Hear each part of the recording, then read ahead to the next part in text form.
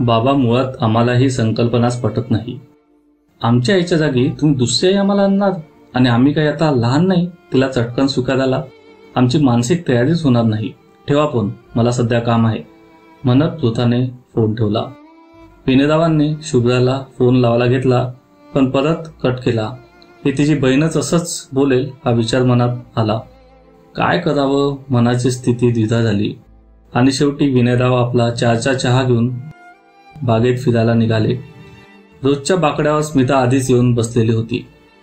विनयरावांपेक्षा 10 वर्षांनी लहान पण खूप समजदार, स्त्रीत्वाची ओळख असलेलं गर्भाशय नसल्याने नवऱ्याने तरुणपणे सोडून दिलं होतं. एकटीच जगत होती, रुग्णसेवा करत होती.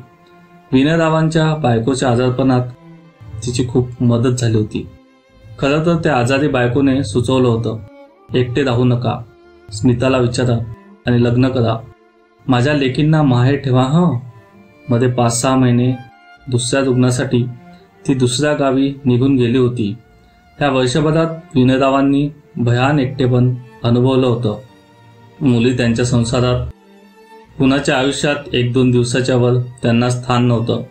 बाहेरचा डबा, घरातली भयान शांतता, कसं जगावं एकटं आयुष्य. घरात सगळं आहे, एखाद्या गरजू जीवाला हे मिळेल आणि सोबतही होईल असा विचार विनयरावांना मनात येईल.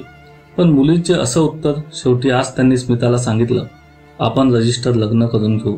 स्मिता म्हणाली, मुलांनी होकार दिला का? विनयराव म्हणाले, पूर्ण नकारही नाही, पण असो, बघू काय होईल पुढे. स्मिताने विनयराव आणि त्यांच्या बायकोचं सहजीवन बघितले होते. अत्यंत प्रेमळ जोडपे. विनयराव खूप आदर करायचे बायकोचा, सेवाही तेवढीच केली. स्मिताला आधी जेव्हा त्यांनी विचारलं तेव्हा स्मिता जरा बुजली होती, पण त्यांनी दुसऱ्या लग्नाचं दिलेलं स्पष्टीकरण तिला आवडलं होतं.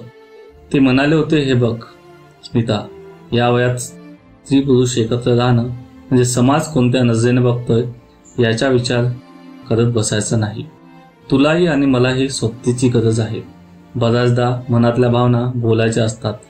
कधी चहाच्या कपासोबत खळखळून हसायचं असतं, तर कधी पाणावलेले डोळे रितेही करावे वाटतात ग.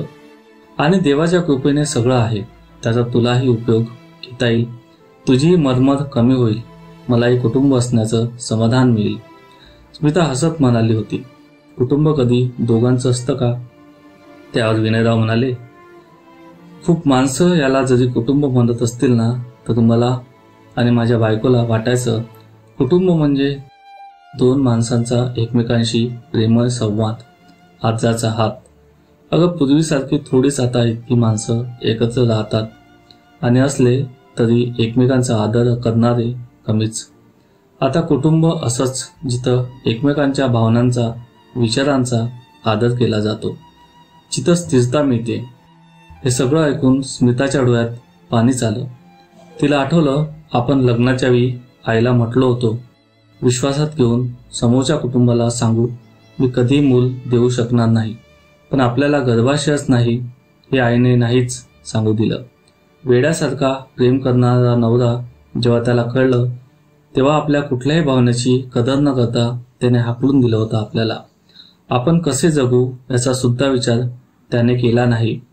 आई राहिली नव्हती, आपण तर अनाथ महिलांच्या आश्रमात गेलो, तेच आपलं कुटुंब झालं. आता आपल्याला मिळतंय कुटुंब, तर काय हरकत आहे? साथ द्यायला चांगल्या विचारांची साथ आयुष्यात मिळेल, एक वेगळं कुटुंब आपल्याला ह्या वयात मिळेल म्हणत ती तयार झाली होती. आज लग्नाच्या 2 महिन्यानंतर पहिल्यांदा तिने बघितलं.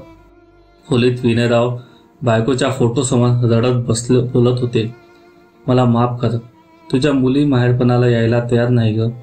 मी उभं केलेलं नवीन कुटुंब त्यांना नको. मला मुलींनी यावं असं खूप वाटतं, पण मुलींनी अट टाकली. स्मिता नसेल तर येऊ. बघ आपलीच मुलं कशी पेचात टाकतात ग. तू या वहीत लिहून ठेवलं होतं की लेकीचं असं माहेरपण करा, पण काय करू, त्यांची अट म्हणत ते रडत होते. ते सगळं ऐकून स्मिताने मनात काहीतरी ठरवलं. 2-3 दिवसांनी विनयरावांना ती म्हणाली, ह्या कोपऱ्यात सगळी वायवण बांधून ठेवली आहेत. कपाटात 2 छान साड्या ओट्या ठेवल्या आहेत. पोरांचे गिफ्ट ठेवले. त्या जोशीकडची स्वयंपाकीन तिला दोन्ही वेळच्या स्वयंपाकाविषयी सांगितलं आहे. तिला थांबवत विनयराव म्हणाले, अगं हे का सांगत आहेस तू? स्मिता म्हणाली. तुम्ही रागावणार नाही ना?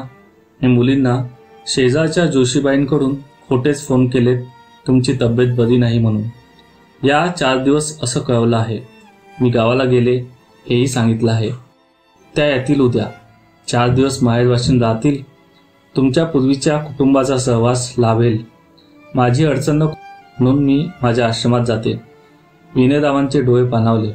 तशी स्मिता म्हणाली, तुम्हीच म्हटले आहे ना, कुटुंब म्हणजे एकमेकांना समजून घेणं. आपल्या दोघांच्या कुटुंबात हीच तर खरी कडी आहे समजून घेण्याची. आणि हो, त्यांच्या आईने तर सगळं ठेवलं आहे त्यांना. पण माझ्याकडून ह्या 2 तुळशीच्या कुंड्या द्या त्यांना. माझा निरोप सांगा. या आईला स्वीकारलं नाही तरी चालेल, पण माहेरचा ऑक्सिजन आयुष्यात महत्वाचा आहे. आपल्या दोघांच्या कुटुंबाची ही भेट तुम्ही कायम सांभाळा. ती निघाली. मुलींनी बाबांना चांगलं बघून आनंद झाला आणि असं करून बोलावलं म्हणून रागवल्या देखील. पण मग माहेरपणाने सुखावल्या. जिला आपण स्वीकारलं नाही तिने सगळं छान सांभाळलं हे जाणवलं त्यांना. निघताना आई करायची तसं सगळी तयारी केलेली पाहून त्यांनाही भरून आलं. बाबांच्या गळ्यात पडून दोघी रडल्या. बाबांनी निघताना तुळस हातात दिली. ही तुम्हाला कुटुंबात नको असणाऱ्या व्यक्तीने दिली आणि सांगितलं आहे, माहेरचं ऑक्सिजन सतत मनात ठेवा. ही तुमच्या बाबांच्या नव्या कुटुंबाची छोटीशी भेट. मुलींना जाणवली आपली चूक.